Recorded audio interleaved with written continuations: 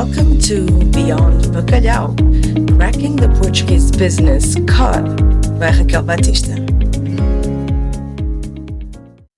Hi, everybody, and welcome to the 6th episode of my podcast, Beyond Bacalhau. And I have here Pablo Arias, who has come from the other side of the Atlantic Ocean. And Pablo, tell me a little bit, not me, because I know a lot about you, but tell my audience what it is that you do and even how we met, because it was kind of crazy. So, Pablo. Well, hi everyone. My name is Pablo Arias. I own an international shipping company. So we ship stuff from United States. We're incorporated in the United States and many other countries. The brand is incorporated in other countries as well. Uh, and the reason I started looking into Portugal is because a lot of people ask for shipping their things to Portugal. And I think we got introduced by a friend of us, Yes.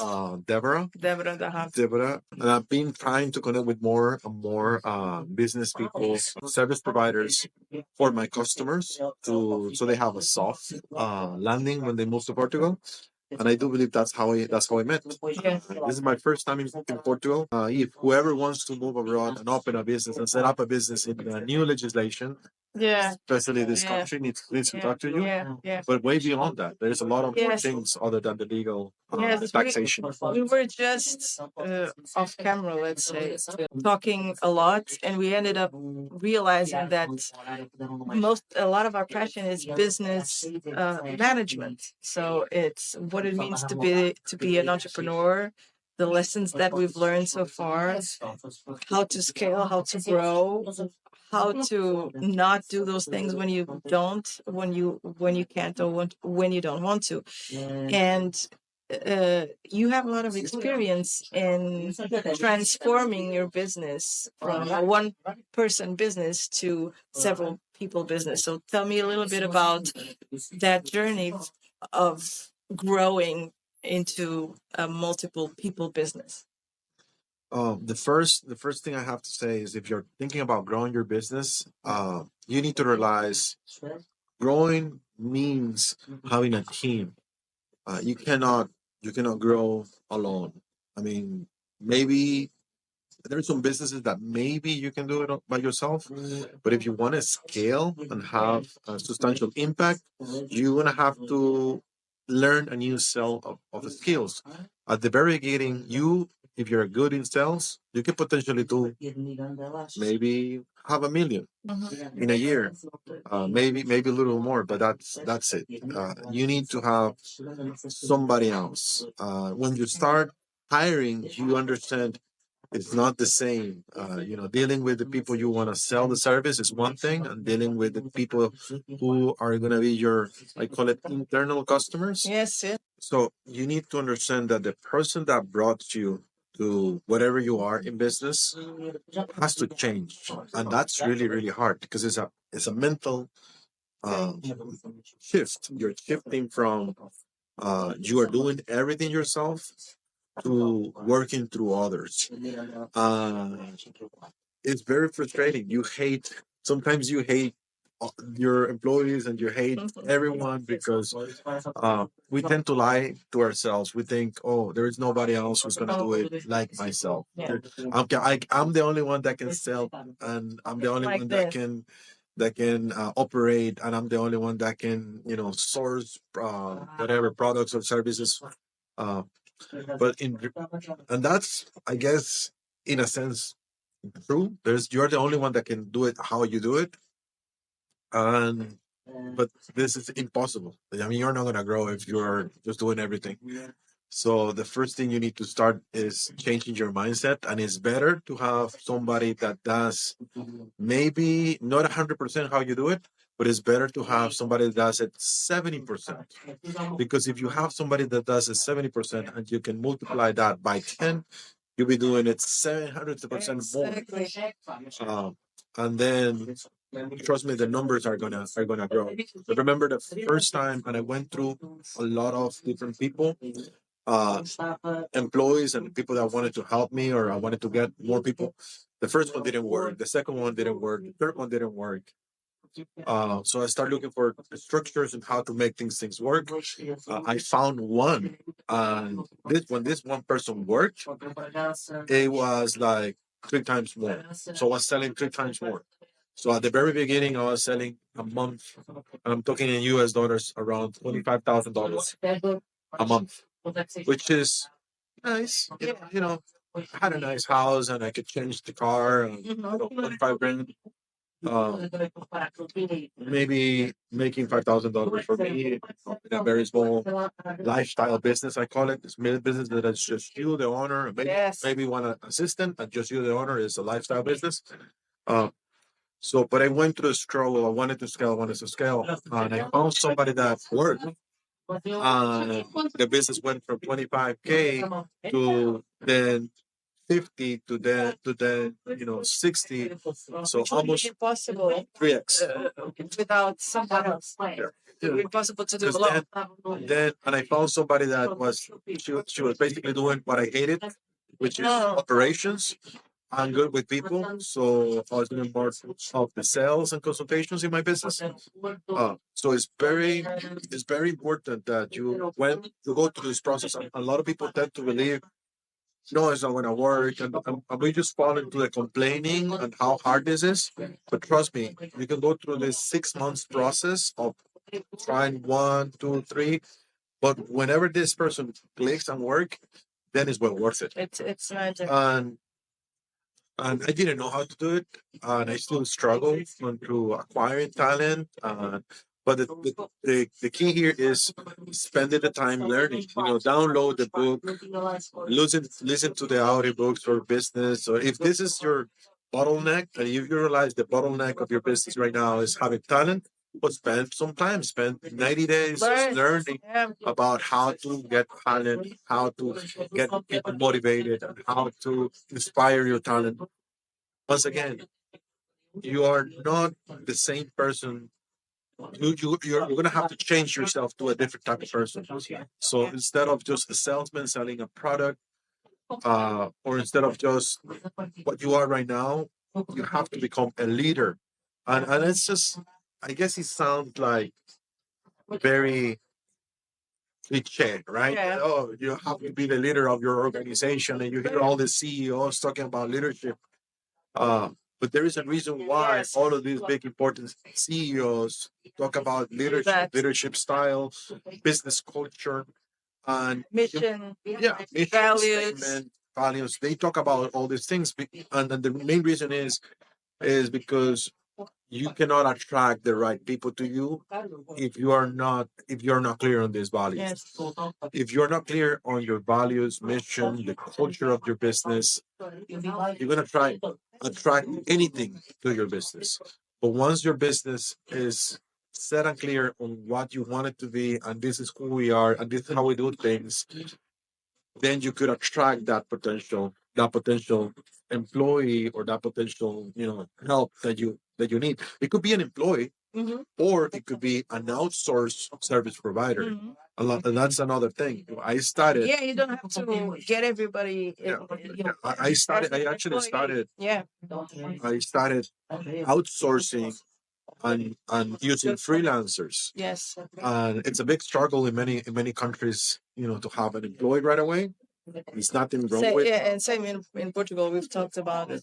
We've talked about that. So, and you had a crazy, genius idea of hiring people in different countries in South America, so that there wouldn't be a problem of jurisdiction and labor laws and stuff. And so, it's incredible that it was easier to have people from different countries working together than actually having employees on board. So sometimes the laws and governments are not the easiest, are not the biggest promoters of businesses, because they make us go outside and search for solutions. But that model worked for you. It's. I guess I would not do it Yeah. any other way. We're now, after many many years in business, we're now starting to get more people in house. Mm-hmm. But it took me years. Yes. Because once again, you hire somebody, you have to save for the couple additional salaries, or one additional salary. and you need to be responsible for many other things. And that's okay. It's important. I mean, you don't, it's just part of how our economy works. We want to protect our women. Yeah, We of want to course. protect families and stuff. But uh, small businesses cannot hold this load. Small Yes. businesses are not. You're not gonna succeed if you follow all of this. This is kind of designed for big corporations. Yes. So a Microsoft can do that. Yes. They, Can hire and fire yeah. at their own will, that they don't have any issue at all. But when you have a small team, is first you have to become their leader and lead them into something. And if you don't know what to lead them into, Yes. and this is what I'm leading into your culture, into the reason we're doing things. Like my business. My business is very specific. If you want to move abroad, I know you have other needs, not just the shipping container. I know you need contacts, resources. You don't know the language. You don't know maybe somebody that does immigration, or maybe somebody that can help you find real estate. And I don't get into any of those business. I just refer them to people like Raquel. You need something in Portugal, you can talk to Raquel. You need somebody in Panama, I got contacts in Panama. So I spend a lot of time Building the network. adding more value. Like this network is the value I'm providing to a lot of my customers. So adding more value, more information, and I make content not about shipping. I make content about intercultural challenges, and I make content about so all of that is part of my brand. But when I hire somebody, bring somebody on board, uh, I explain and I try them to articulate. We're trying to help people way beyond. I mean, yes, we need to sell shipping services, but we're trying to do this. And if I'm clear on what I want to do for my business, then I can teach other people. If you're not clear how you want to grow and scale your business, that's really hard. It's going to be really hard for you to build the culture and train somebody. Uh, so I think that's one of the key. You have to be very clear on how you want to grow your business. Kind of like the issue with small business owners is because we are coming at this out of struggle. We're coming at this out of having such a hard time. We want to sell, and it happens to me, we want to sell shipping, but I also wanted to sell We want to do it all. packages. And I also We want to wanted get to, everywhere. and if somebody called me, hey, can I have your movers finished to paint my garage? Yeah. Heck yeah. So now I'm painting garage. Yeah. Or Pablo, I trust you a lot. Do you have a friend? Can you help me with the real estate in Costa Rica? You don't need a license in Costa Rica. I'm tempted because I need that money, right? Now I'm We a want to real go estate agent. everywhere. But it is a temptation. Yes. This is somebody said it brilliant. Alex Hermosi said it brilliant. Popular business author, content creator said it brilliant. This is the lady on the red dress. So this lady on the red dress, another Tempting. the temptation of start dating other potential sources of income Yeah. that may allow you to have something to put in your table today, But put in it's your not table, consistent. Yeah. but it's not going to scale, it's not going to grow because you cannot be good at painting garage, international shipping, and real estate at the same time. Yes. The only way to be good and solid is to become an expert on Yes. one in particular niche service, and the more specific I am about my service, the better I could create processes. So I create a particular process for my business that is designed for a particular kind of customer that has particular needs. Like so, a lot of my customers are retired or semi-retired. So my contracts are 18 size font. Like the font is huge because it's designed for a very particular. I'm talking to What a a very particular. detail. So to me, it's like writing letters to my customer. Yeah. Like love letters. Like, Yes. I guess I have this philosophy: is if I'm able to understand what are your needs, who you are, and what are your needs, I'm able to provide more value. So if I know you are 55 to 60, oh, I'm gonna write the contracts. So no fine print in my contracts. I know you are moving to Costa Rica, we speak Spanish, or you're moving to Portugal, you speak Portuguese. Uh, so what am I going to do? Am I going to try to connect you with a Spanish school? And I have this contact. I'm going to try to connect you with somebody that can teach you the language.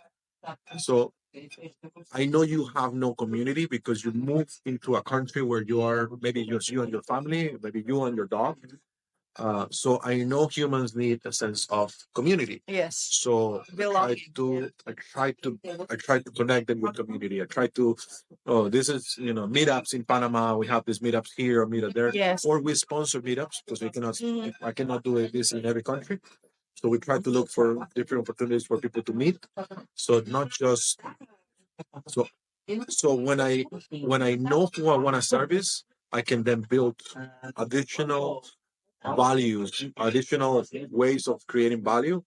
So that makes me more attractive to a customer. But that also is signaling to my employees, you know, this is what we wanted to do. This is who we are. This is we care about our customers. We're signaling. It goes both ways. And I think that's one of the most important things is understanding your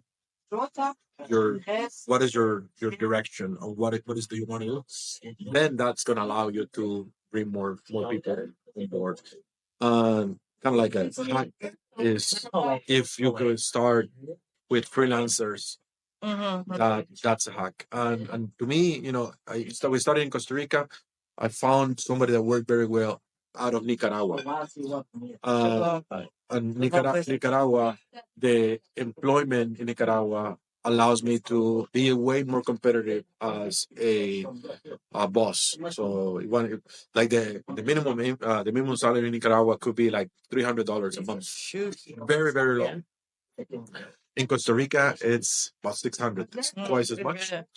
So my offering wasn't really to pay a lot less in Nicaragua, but to pay way beyond what they can make in Nicaragua. So they were very happy to provide the service.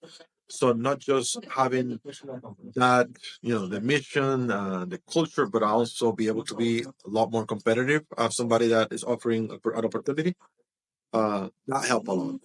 And I know every business is different, and not every business could be operated remotely like ours. But a lot of businesses are, or at least a big percentage of the business could be operated remotely. And especially uh, with the thinking and strategy part. And a lot of it, I think it's also uh, doing the transition between lifestyle to having a scalable business. And also being able, we were talking about earlier, the difficulty of still bringing your own personality to a business that is growing, which is almost impossible because I am like the worst example of all, aside from what I say and do is like because my business is solely set on me right now, and so it's very difficult to not to say impossible to grow. But in businesses where your personality is very present, like yours, because you have a way of wanting to give to the client that proximity, that relationship, it's very difficult to keep imprinting that personality even when you grow. So one of the ways is exactly like you did, and you're not present everywhere, but you supervise and you're still present sometimes in specific and strategy wise. So I think that is amazing. Yeah, I think that's one of the biggest fears. A lot of small entrepreneurs or small business owners is this. Basically, I have my customers. I work by myself. I make decent money, but if I have to hire somebody else, that person is not going to do it like Yes. myself. And you have to pick and choose your battles because you want to scale. There's no way around it. You have to have teams or systems, In place. CRM and automated messages, automated sales systems, things like that. Which those are also very expensive and very hard. It's very hard to implement, Influence, yes. to create and implement good systems like that. I'm just going through this process. It It's is. costing me Yes. $13,000 to implement a new system, and that doesn't do it all. I still have to have employees. Yes, and you still have to maintain and keep seeing if it's working or not. So it's a lot of time dedicated to. So what I did is we do international shipping. I basically pick customers out of our agenda for the consultations, and I jump into the consultation calls. The consultation, I don't take consultation calls other than the ones I pick once or twice a week. I go through the calendar. I was like, I'm gonna go into this one. So I basically just jump into one of my customers' call with our salesperson or relocation consultant. And that way I supervise how he does the call, and I can add additional knowledge depending on if it's a little bit more complex. But there's a way for me to connect with the customer, but also to supervise. But you don't micromanage, because No, that's no, one of no, no, the no. mistakes that a lot of people do when they're starting to scale out, is delegate, but then they micromanage anyway. And this this is not that. So you have to kind of limit yourself and restrain yourself to not be present everywhere and every time. So it's very important to be No, no, strategic and it's not about and let people micromanagement. working and let people work, right? No, it's not really about micromanagement. It's a way of control, of Yeah. course, because I can see once a week out of 20 calls that are pre-booked for the week, I get into one and I can give feedback to our relocation specialist on how he does his work. Mhm. But it's not about micromanagement. In fact, I don't like I let them, create a proposal, send the proposal. I let him do everything. I don't get involved. I want to meet some of the customers, and I also, when once we're delivering, uh, I pick and choose different shipments in a month, maybe once or twice a month, and even flying to Panama to make a delivery. I did a couple of months ago. In November, I did a shipment in Mexico, so I took a flight, went to Mexico. I did other meetings and other things, but I was present in one of those. Then I took the customer for dinner later. So those additional things, and that's because I want to be connected with the customer. I want to get the customer's feedback, and I do like meeting all those Yes. people who are moving abroad. I just really enjoy this. But it's a way of continue being engaged, but be able to have a team that does 95% of of everything. Like they do over 90% of everything. I most of the time I spend like in meetings, Yes. meeting with people and networking. And so, and you were talking also about this a little earlier. You cannot go over 100% of yourself. So even if the other person that you're that you're delegating to is 50, it's 15, it's 10%. It's 10% more than you could add alone, because you can't go over your 100%. So let go of the idea that someone else is going to be your 100%. They're not. But even if they're way below that, when you add up and it compounds, it's way more than your 100%. See, the key is not finding somebody that can do it like you. Yeah. It's just being okay with somebody that can do 70%. If you do it 70%, and then you can find two that do 70%, then you are doing 140%. So it's one and a half times you. Exactly. Which is a lot. And if you are able to scale that to a team of 10, then you'll be doing progress at the rate of 700% more Yeah. than you. Yeah. And that's amazing. I mean, Yeah. if you're able, and for that, you need to then become a leader of 10 people. Yeah. Lead them, show them the way, attracting them, and it's as hard as selling. Yes. Like if Yes. like if you know, I mean, if you're in business, you know, selling is a big headache for a lot of business people, and finding a good salesman is a big headache for a lot of business people. It's the same when you're acquiring talent. It's the same. You need to market to attract people. And You need maintain to them. sell them into a position, and once they are in the position, you need to keep them Lock happy. them. So it's even harder than traditional sales because Yeah. once you finish with the customer, It's then the done. customer is done. They give you the 5 stars. Yeah. But with a team member, it will be a relationship that if you're doing it good, they could last you for many, many years. So it's a relationship that you need to sustain and keep, just like another family member. And it's funny because I had I was leader of many teams while I was at the bank. But it's still very different being a leader in a team of your own company than being a leader inside a corporation of a specific, area or department or whatever, because the mission and the values are not yours, are not your own. So you have to kind of shape, and how we say it in Portugal is vestir a camisola. So you have to dress the t-shirt of the brand, but it's not you.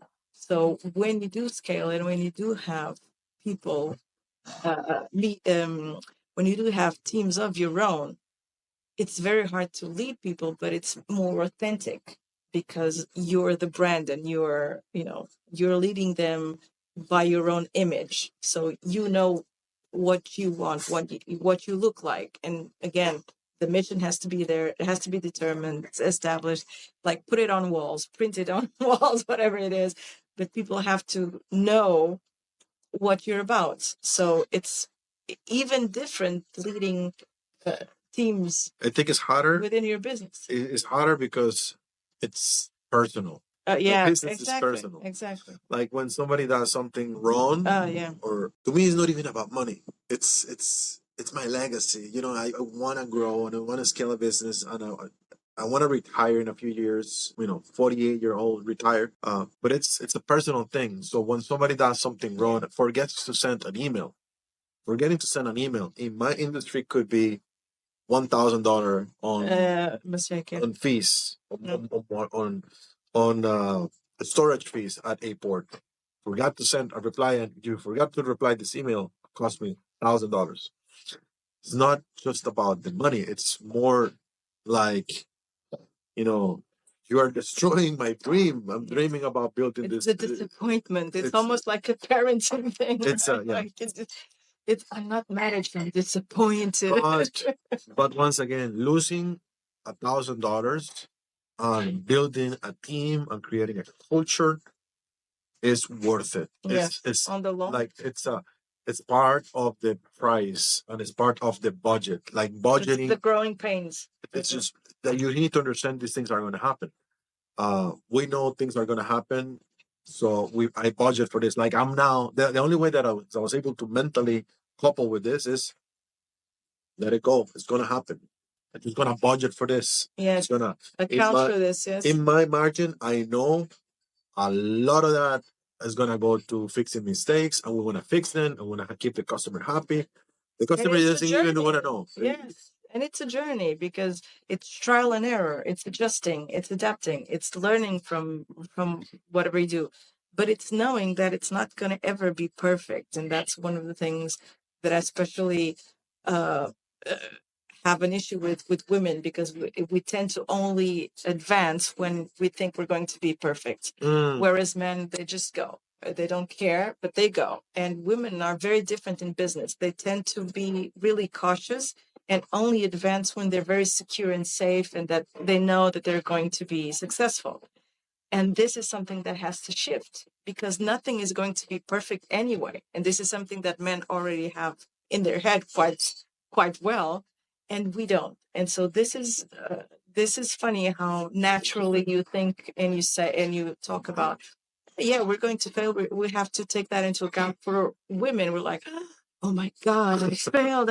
How did I not think about this? Because all the wires going in the head. So it's very funny that at the same time it's even different if it's a woman and a man building businesses. So It's interesting. I mean, you have to. It's just hard it's hard for me hiring somebody and not knowing if that person is going to work, because I know it's going to be. I will know if it doesn't work at least 3 months later or 6 months later, and it's just after a lot of training, a lot of so making mistakes is also hard for me as a man. But at some point, realizing that that's the only way, then you it have comes to. with the business. It comes with the business, and once again, business is not for everyone. Oh, You have if you cannot feel this struggle and embrace it and learn how to couple with these things, I have to create mental systems or The resilience. I have to create the resilience to cope up with these things. And I know if I look into my cell phone right now, I could have something that I have to go fix.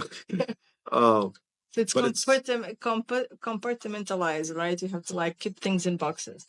but it's you have to take the risk, make the decision, make the plan, that's the plan. uh kind of the problem that I see with a lot of new entrepreneurs, with these issues, right, is they try to scale something that is not proven yet. So the expense is outrageous, it's too expensive. As an example, you want to sell these mugs, and you think it's a great idea because they look beautiful, and maybe there is nobody else in Portugal that has this mug, so you think it's a great idea. So you go in and search online for this in China. It costs them, 10 cents per each mug. And then you have to order a full container of it. And now it's 15,000 euros. Yeah. Import tax fees, and where to store these things. It's a lot of expenses because you thought it was a brilliant idea. And they break. Oh, so many things that are going to happen. But smart entrepreneur will figure out a way to sell the mug even before they Yes. import They from buy China. It. Yes, exactly. So you'll figure out a way how to create a landing page, create the marketing, see the reaction for the marketing. You start creating ads, and A/B testing. All of you that. Start testing, and if you see a lot of orders, a lot of people like, you can reply, "Well, this is just a test drive." You can be upfront, but you know what I mean. Instead of making all this It's the reverse. 50,000 expense, Yes. you can potentially put a $500 small little marketing campaign out of your idea and see if Try it to see if works. It works. Yes. So it's scaling a business. You cannot scale a business that it has not been proven. Yes. And it's difficult to think about this because it's the reverse. You usually think I have to have a product to sell. No, you actually don't. You just need to have a good idea and then test to see if that product is sellable. You can short sell your product, like you can sell it before you even have it. So, it's like many established companies, big companies like Amazon. Oh yeah. They have the research and development department. Mhm. They have invested into millions of dollars into different venues and Oh yeah. ventures that they never came to market. In fact, there is a number that says that over 300 initiatives out of one of these big corporations, they have 300 ideas, initiatives. Less than one out of 300 succeed or Yes. go to market. And it's very naive for us as an entrepreneur without resources Solo, yeah. that one idea I have is gonna be the one that is gonna be the successful idea. So test small before you scale. You have to figure out what is your market fit before you make a big investment. And I see people all the time, and then they say, "Well, no, going to business is horrible." It is hard, but if you prepare yourself and surround yourself with smart people smarter than you, then surround yourself with good professionals is like my tagline. Because that's the hard part as well.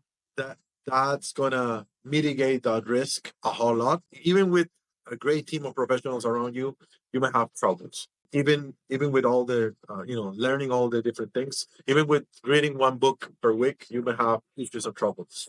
But trust me, the mistakes are not gonna be that expensive. If you prepare yourself 3 months and read about how to hire and how to build a culture for your potential team, you spend some time learning about it, then it's going to be way easier when you go and start doing the interviews and start trying to attract that perfect employee. It's going to be easier. You have to prepare for it. And most people do not. No. They just pull the trigger. Yeah. Well, I think that's all the time that we have. We could go on for hours. I guess. We could just chat on, but I wanted to thank you so much, Pablo, for being here and for having the time here to shoot this and to talk about these things. And I wanted also to make this a testament of sometimes how networking and relationships happen. It was completely out of the blue because someone else introduced us, and now we have cross-Atlantic relationships. So the power of connection is really a big thing. So thank you, Pablo, so much for being here. You're welcome. It's a pleasure. I hope that this content helps a lot of people, and we'll put all of your socials and we'll market the hell out of this if possible. And thank you so much. You're welcome. Thank you. Bye. Ciao.